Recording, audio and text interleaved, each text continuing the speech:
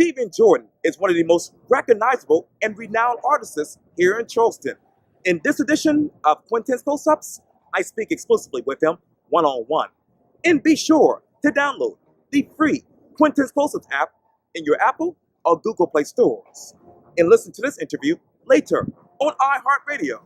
Stephen Jordan, it is so good to see you. It's always good to be seen. Yes, sir. You know, the first time I met you was maybe last month. I came in here for work by a church. Right. Doing some marketing. I came by with the, was it the gift card? Yes. And then I came with a $10 off card in the marketing packet. And you told me, you don't eat out much. That's true. Yeah. That's true. And since that time, we've known each other. I ran into you on King Street, and here we are sitting in one of your locations here on Coleman Boulevard. My God, you are the artist when it comes to art in Charleston.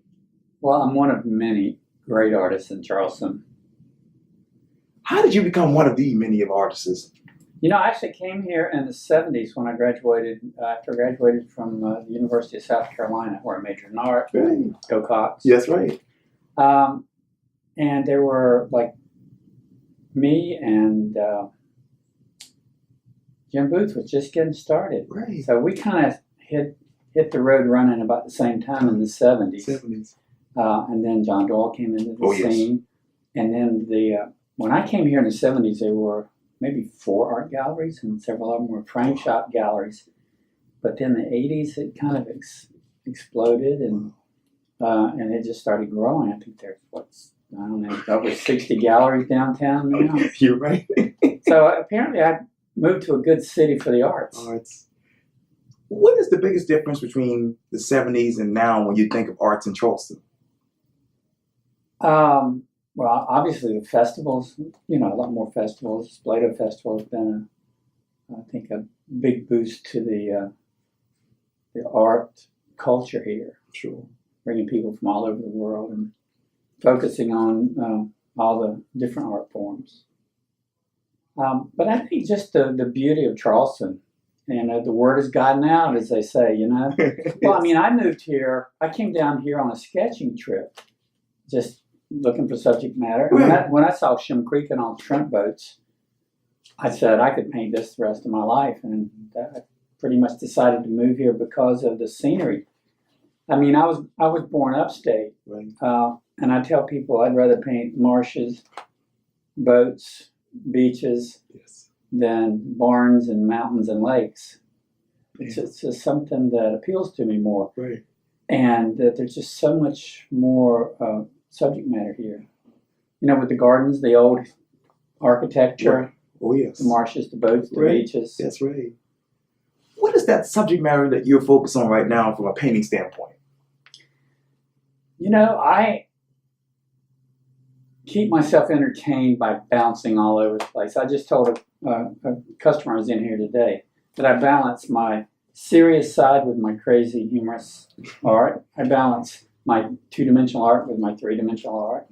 Balance realism with abstraction. Right. So, but my true love is doing 3-dimensional things. Found object art. I've gotten where I'd rather make something than paint something. So I don't really, it's hard for me to say what my I don't know what my next thing's going to be. I just had a TV break, and I threw it on the dumpster. I got thinking about it. I went out and got it, took it apart, ended up making 2 pieces of art from it. That is one of them. This is called a face made for television right here. Oh my God. When I saw the base of it, I saw the face on the base, and I just put it together. And another piece I put together, I just entered in an upstate competition.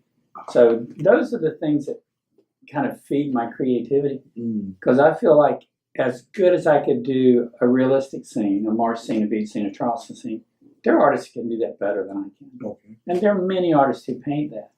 But when I take something apart, or I find an object and I make a piece of art, I know that would have never existed if I hadn't created it. I related to a woman giving birth. That baby would not be there if you had not birthed that baby. Right. So when I birth something that's an idea of mine, it's less likely to be duplicated than something I could see in paint that a lot of artists could see in paint. When I look around this particular room, I was thinking to myself when I just came in here actually, what is that one art that describes you? You know, for years I said I paint Southern realism, but I've gone beyond that. I have said that if I had been a musician, I wouldn't have been happy in 40 years playing one instrument and one type of music. Right. I would want to learn different instruments and play different types of music. Yes. So maybe I'm a virtuoso, And it's funny because when I fell in love with the medium watercolor in college, right. I had the attitude that I want to specialize in this.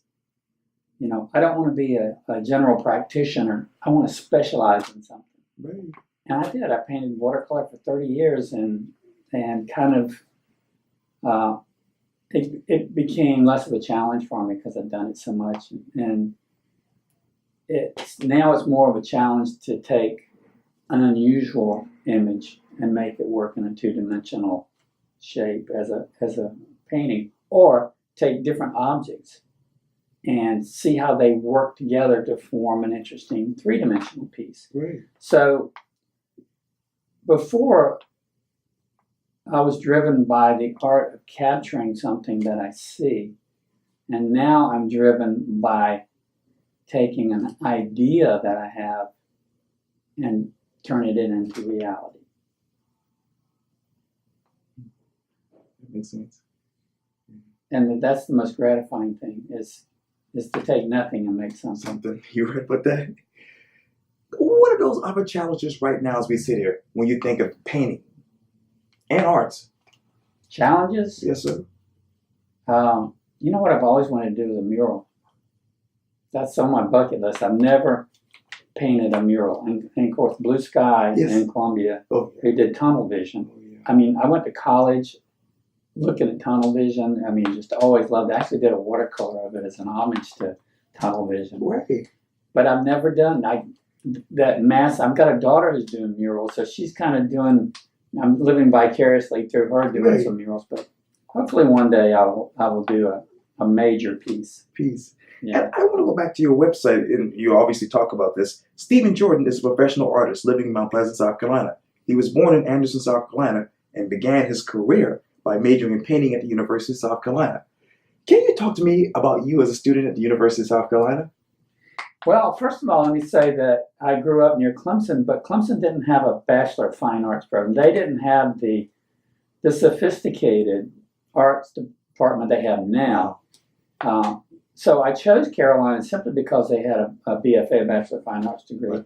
I tell everybody I'd much rather commute to Clemson and ate mom's cooking for 4 years, right?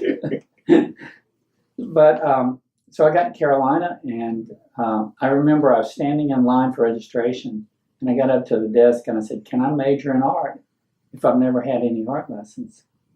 And I remember there's some snickering behind me, and I kind of want to hope I could say one day, look at me now, that those people are. But they said, "Sure, you don't have to have any background." So I said, "Well, that's what I want to do. I want to major in art," and that was kind of what I went down there for, and hoped that I could do.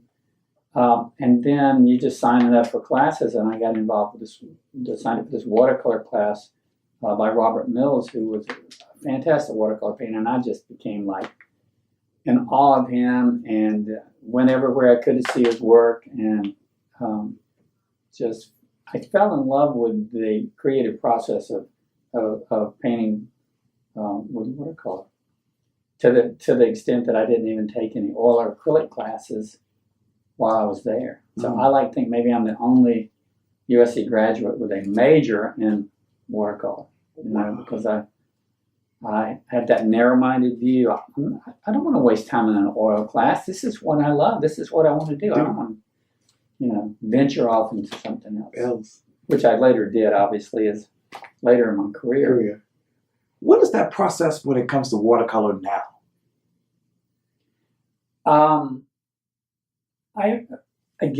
It's the challenge of doing something that is kind of out of my comfort zone. I like painting on a very slick surface Mm. where the paint kind of does its own thing and you lose control of it and then you pull it back. So I like that give and that take. Playing, I like to look at paintings that have that element of the free, spontaneous, experimental, accidental, Right. combined with the technical proficiency of making it work. Mm. You know, everybody says, "Oh, I can do abstract painting." Anybody can do abstract painting? Well, yeah. Anybody can sit down and bang keys on the piano. Right. But it's how you put it all together that makes it sound good. Sound good. And it's how you put elements on a canvas that make it look good. Okay. I know that also, besides obviously being a painter, you also love teaching workshops and speaking to people.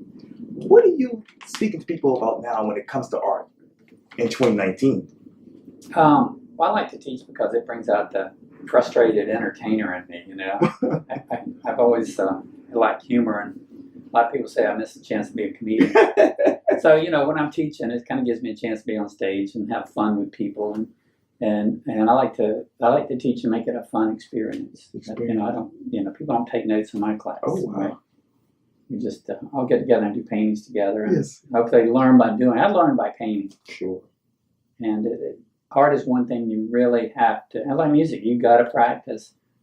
And once it gets to the point where you're not thinking about, I'm picking up this brush and mixing that paint. It's like a musician's not thinking I'm hitting this note and this. That's when your freedom of expression really blossoms. Mm. Because once you learn the technique, then you can forget about it and have fun with it. Fun with it. Freedom of expression. What are you expressing these days? Freedom of expression. What am I expressing? Well, like I really enjoy expressing my sense of humor through my art and combining it. Unfortunately, people think art should be serious, so novelty art is not something that sells very well.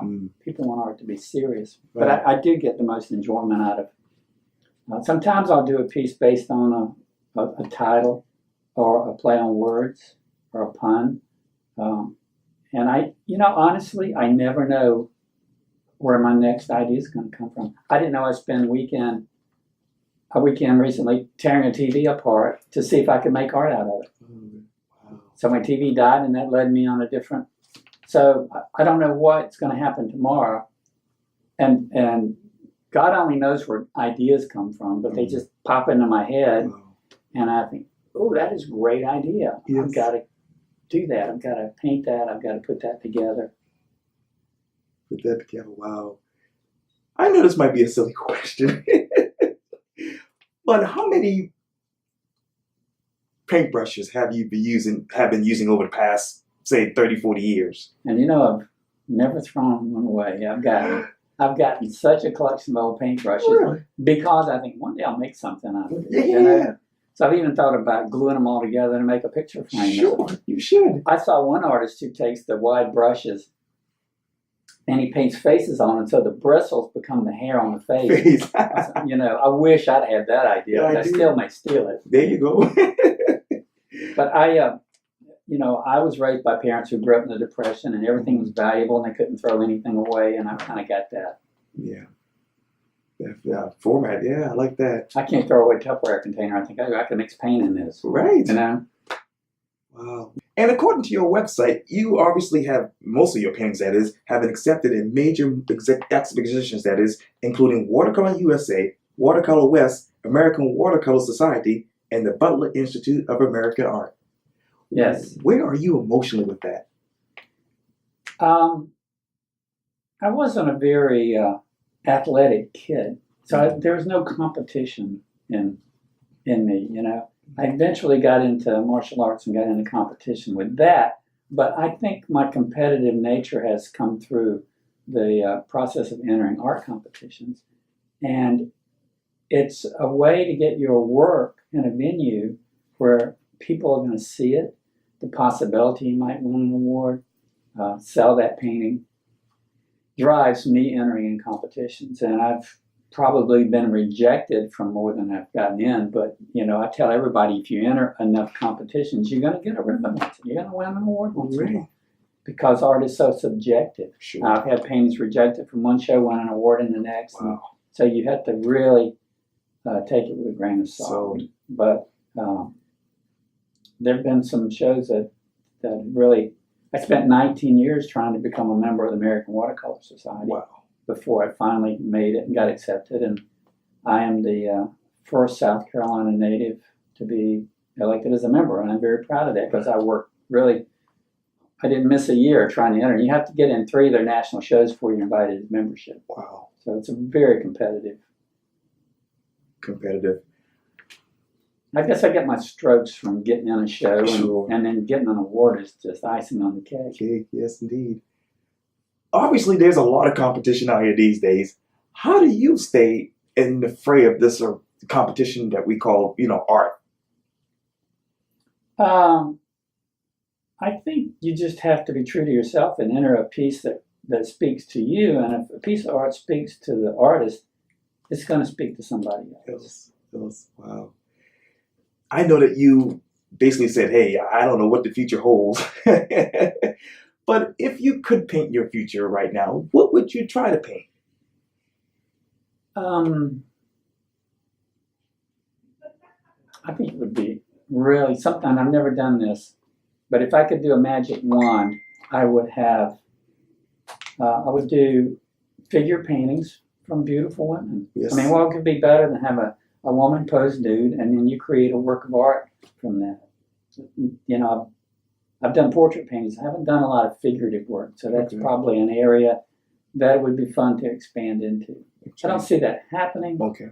because in today's climate, I think it would be very, very dangerous to get in intimate situations where, false accusations could arise. And if you're considered famous, I think it would be real easy for someone to try to extort money out of you. So I think it's the Me Too movement has kind of messed things up as far as I think women posing for artists. But I could be wrong. I'm not a portrait painter, a figure painter like that. Okay. But I would think it would be something that I would enjoy being challenged to do, but I'm not going to really ever pursue that.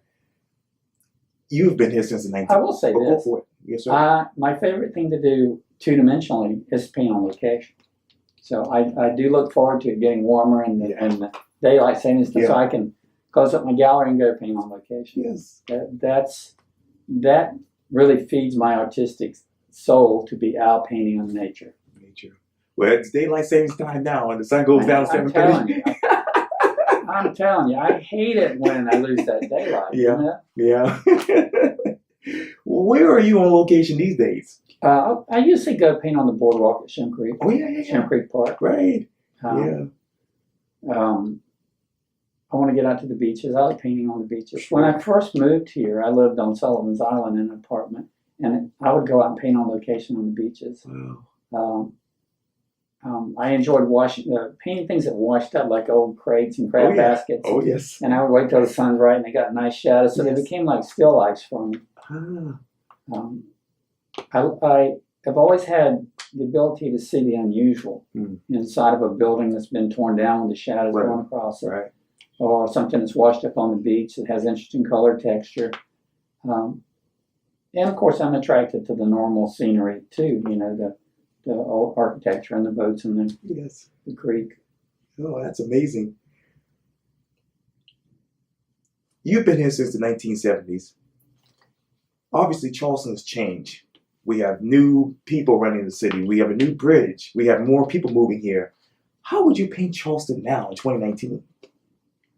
I would do the skyline with more construction cranes and steeples. That's how I would paint it now. In fact, I took a picture and posted it on Facebook. Yeah. And it's a view of Charleston. In the background, you see a few steeples. Right. But then you got all these construction cranes. And I made the comment, I said, Charleston used to be called the Holy City. Now it should be called the Holy Crap, look at all those cranes city. So, yeah, definitely, I think it would be fun as an artist to show the change by doing a painting that combines the cranes with the steeples. And it's something I've been thinking about, haven't done yet. Oh, boy. I gave you a good idea. Yeah. That's a good idea. That showing the change would be a good idea. Oh, absolutely. Well, the Honorable Stephen Jordan, thank you so much for your time. I really, really appreciate this. Thank you. I appreciate the opportunity. Anytime.